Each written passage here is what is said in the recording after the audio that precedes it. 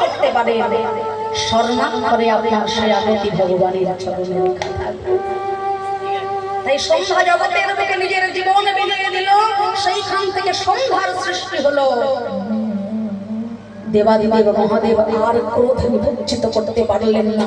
ব্রহ্মার পাঁচখানা মাথার মধ্যে যে মাথাটা সন্ধ্যার প্রতি কুবাক্য বলেছে, নিজ ত্রিশূল দিয়ে দেবাদিদেব মহাদেব ব্রহ্মার সেই 5 নম্বর মুন্ড ছেদন করে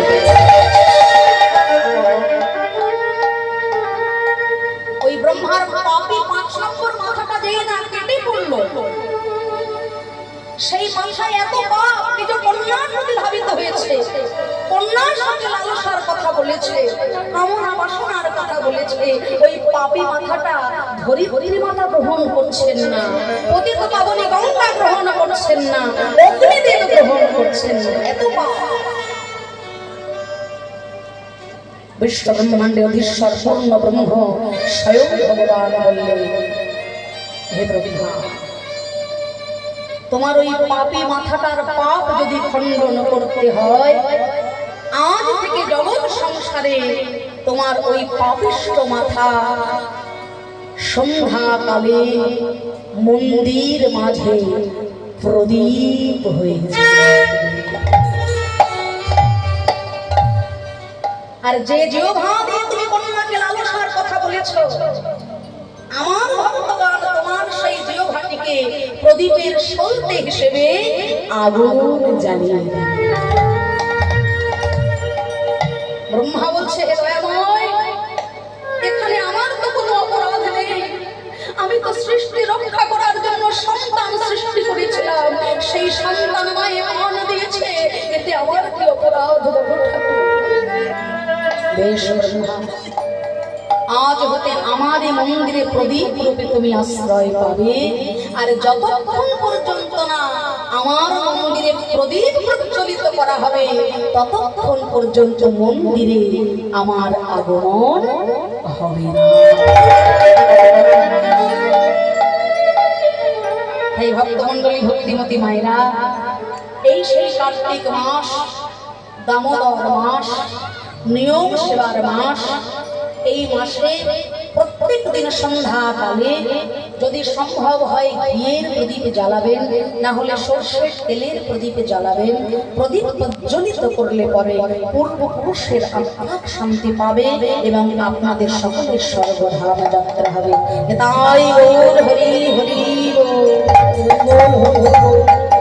তাই সবার আগে জানতে হবে নিজেকে। নিজেকে যদি আমরা না জানি, তাহলে সেই পূর্ণ ব্রহ্মকে কখনোই জানা যায় না। এই দেহের মধ্যেই বৃন্দাবন আছে বাবা, এই দেহের মধ্যেই গয়া আছে, কাশী আছে, মথুরা আছে, তাই না? নিজেকে যদি না জানা যায়, তাকে কি জানা যায়? সবার আগে দরকার জীবাত্মার ঘুম ভাঙা। জীবাত্মার ঘুম ভাঙলে পরমাত্মার ঘুম ভেঙে যায়। ওরে এই দেহ তোর সেই বৃন্দাবন, তুই জেনে কেন জানো না?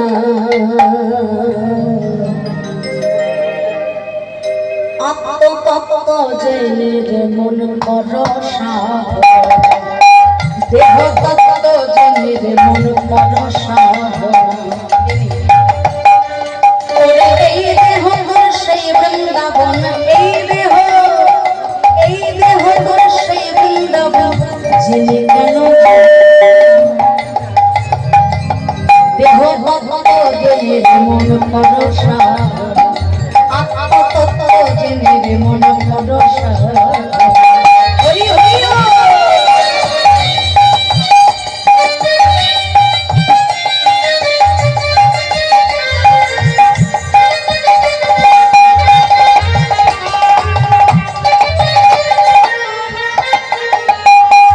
সহস্রারে হইরে গোলক ধর, উজ্জ্বল রাশে উজ্জ্বল পথে আছেন রাধা।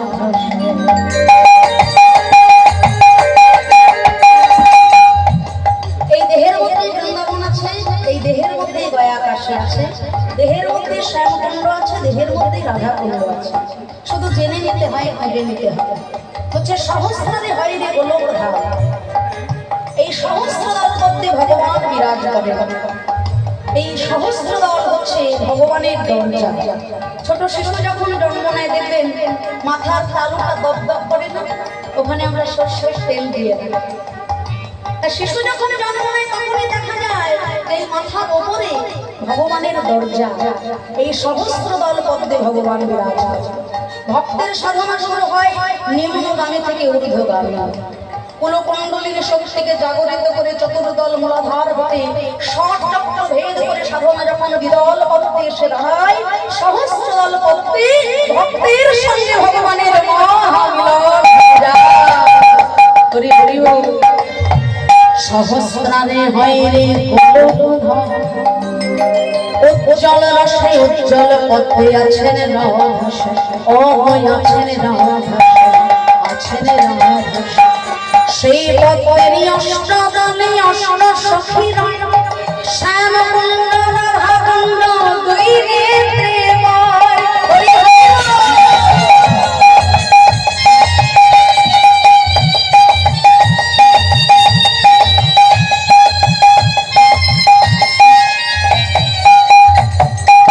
আপনি বৃন্দাবনে গিয়েছেন, মনে বড় বাসনা শ্যাম কুণ্ডে রাধা কুণ্ডে স্নান করবেন।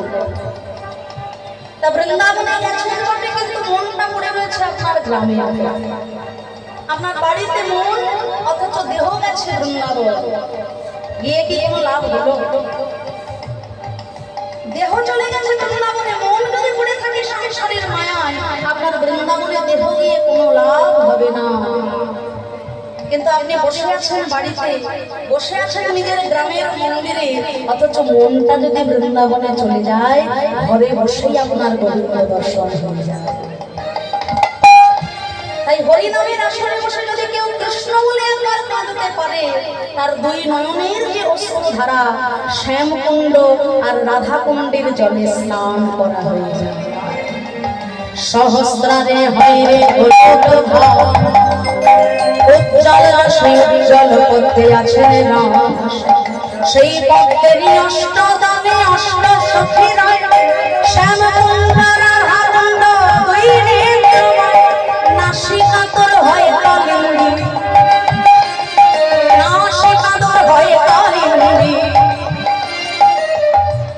এই নাসিকাতে আছে কালিন্দীর বিষ জল, আবার এই নাসিকাতেই আছে যমুনার পবিত্র জল।